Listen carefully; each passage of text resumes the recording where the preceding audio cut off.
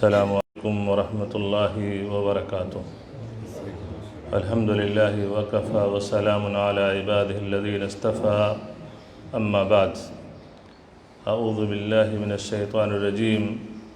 قال یا آدم انبئهم باسمائهم فلما انبأهم باسمائهم قال الم اقل لكم انی اعلم غیب السماوات والارض وأعلم ما تبدون وما كنتم تكتمون وإذ قلنا للملائكة اسجدوا لآدم فسجدوا إلا إبليس أبى واستكبر وكان من الكافرين۔ آج کی یہ آیت جو ابھی آپ کے سامنے تلاوت کی گئی، اللہ تبارک تعالیٰ نے ارشاد فرمایا کہ اے آدم، انہیں ان کے نام بتلا دو۔ تو جب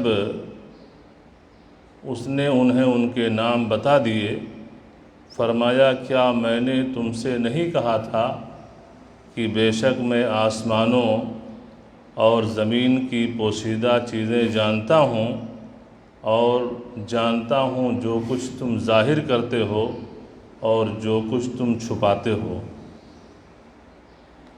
اور جب ہم نے فرشتوں سے کہا کہ آدم کو سجدہ کرو تو انہوں نے سجدہ کیا، مگر ابلیس نے اس سے انکار کیا اور تکبر کیا، اور وہ کافروں میں سے ہو گیا۔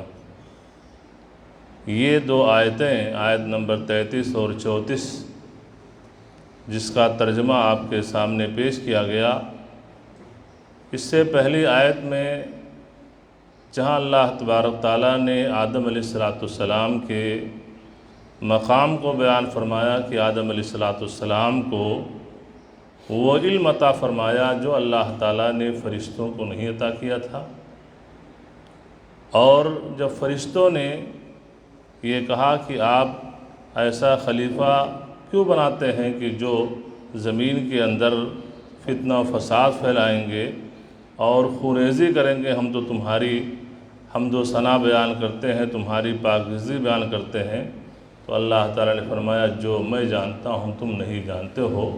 تو اللہ تعالیٰ نے آدم علیہ السلام کی تخلیق کے مقصد کو بیان فرمایا، ساتھ ہی ساتھ میں آدم علیہ السلام کے مقام کو بھی اللہ تبارک تعالیٰ نے بیان فرمایا کہ آدم علیہ السلام کو مختلف قسم کی فضیلتیں اللہ تعالیٰ کی طرف سے حاصل ہوئیں۔ پہلی فضیلت کی علم آپ نے ان کو عطا کیا جو فرشتوں کو نہیں، اور اسی لیے کہا کہ ان سب کے نام ان کو بتلا دو۔ تو جب فرشتوں کو آدم علیہ السلام نے ان چیزوں کے نام بتلائے تو اللہ تعالیٰ نے کہا کہ دیکھو، یہی میں کہہ رہا تھا کہ میں جو جانتا ہوں جو تم نہیں جانتے ہو۔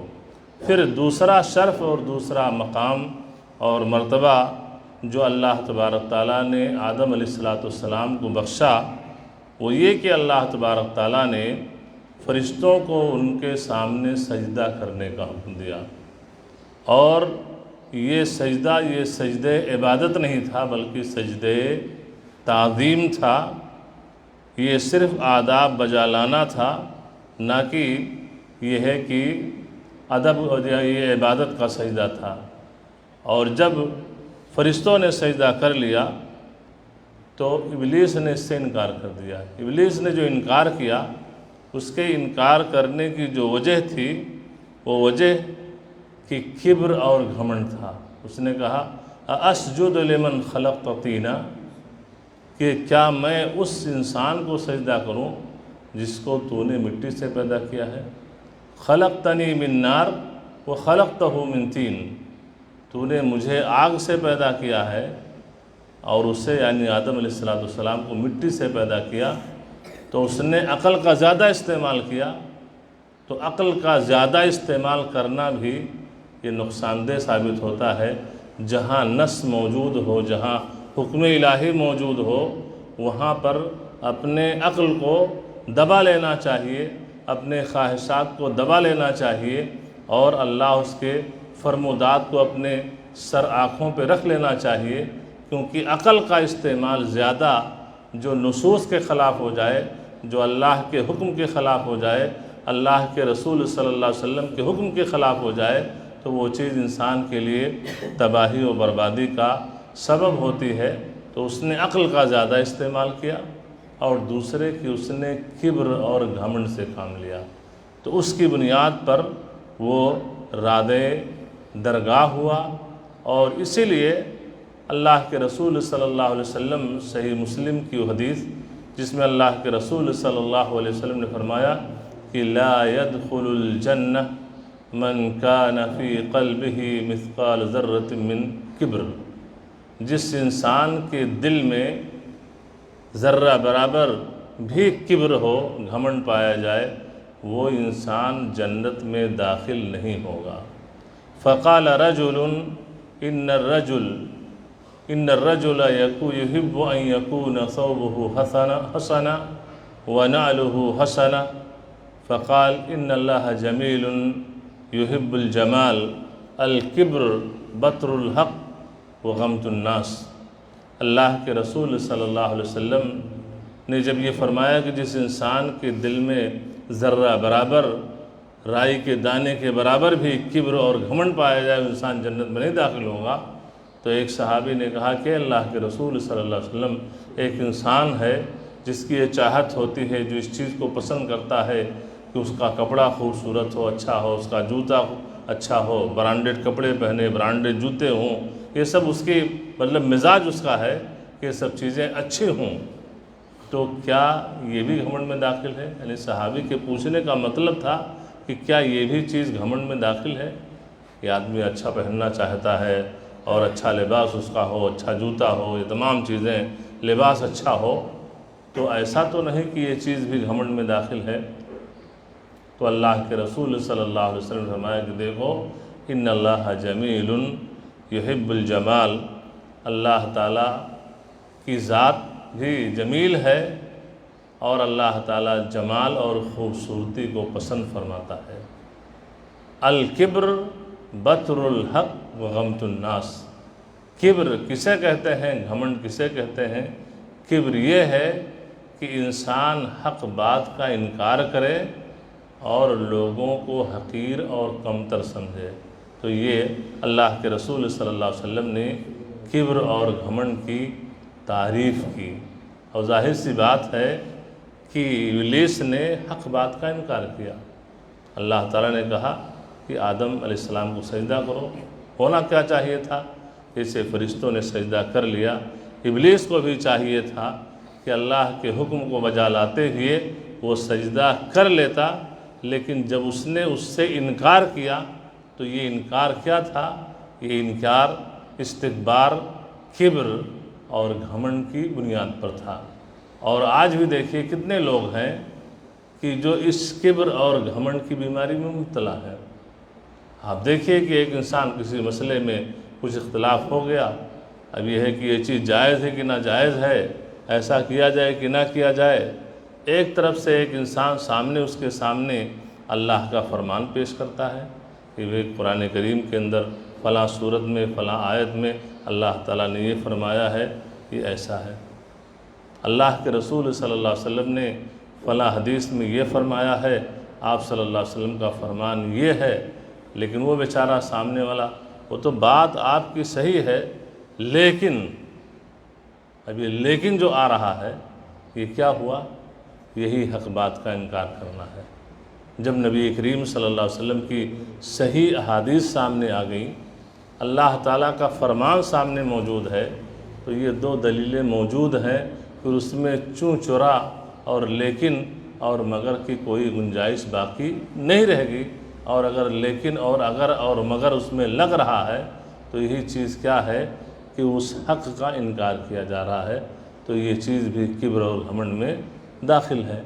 ایسے ہی ایک انسان دیکھیے روزہ، نماز، زکوٰۃ تمام چیزوں کا پابند ہوتا ہے، لیکن یہ ہے کہ کچھ ایسی نعمتیں جو اس کو ملی ہوئی ہیں، ان نعمتوں کی بنیاد پر وہ دوسروں کو خاطر میں نہیں لاتا ہے، دوسروں سے بات کرنا مناسب نہیں سمجھتا ہے، دوسروں سے ملنا مناسب نہیں سمجھتا ہے، ان کے ساتھ بیٹھنا مناسب نہیں سمجھتا ہے، کہ ہمارا اسٹیٹس اور ہے اور اس کا اسٹیٹس کچھ اور ہے، جبکہ وہ مومن ہے، مسلمان ہے، تقوی شعار ہے، پرہیزگار ہے، اس کے سلام کا جواب دینا بھی گوارہ نہیں کرتا ہے۔ کتنے ایسے لوگ ہیں کہ جو مسجدوں میں نماز پڑھنے والے ہیں اور اپنے دوسرے مسلمان کے بھائی ان کی شکایت ہوتی ہے کہ مولانا اگر آمنا سامنا ہو گیا، اگر ہم سلام کر لیے تو سلام کا جواب ہم نے کبھی نہیں سنا کہ اس انسان نے سلام کا جواب دیا ہو۔ کیوں بھائی؟